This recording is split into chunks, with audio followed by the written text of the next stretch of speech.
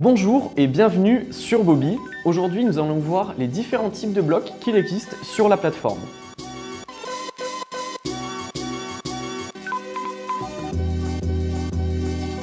Nous allons récupérer l'assistant qui a été créé dans la vidéo précédente. Et ce que nous pouvons voir, c'est tout simplement que sur la plateforme, il y a trois types de blocs. Le bloc rose, le bloc vert et le bloc bleu. Chaque bloc a une fonctionnalité bien précise pour votre assistant.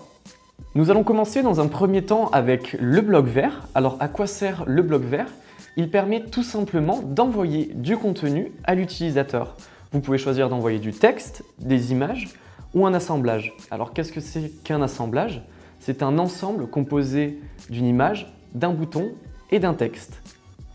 Maintenant que l'on vient de voir que le bloc vert permettait d'envoyer du contenu, il faut indiquer à votre assistant comment et quand envoyer ce contenu. C'est ici qu'interviennent les blocs bleus et roses qui permettent de dire à l'assistant comment et quand envoyer ce contenu-là. Je vous propose de voir dans un premier temps le bloc bleu. Le bloc bleu est dit d'intelligence artificielle. C'est celui qui va regrouper des phrases d'entraînement que vous allez pouvoir saisir, mais aussi des mots-clés qui vont permettre d'améliorer la précision de l'intelligence artificielle pour répondre un peu plus efficacement aux utilisateurs. Ce que l'on peut remarquer, c'est que vos utilisateurs ne vont pas forcément envoyer des messages.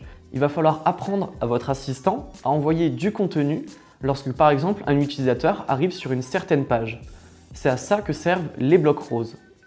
Le bloc rose va permettre à votre assistant d'envoyer du contenu automatiquement, c'est-à-dire un bloc vert, selon des paramètres qui peuvent être l'URL d'une page web, selon un jour, selon une horaire ou même selon une date précise. Nous avons maintenant fait le tour des différents types de blocs qu'il existe sur la plateforme. Nous verrons dans la prochaine vidéo comment créer des flux de conversation.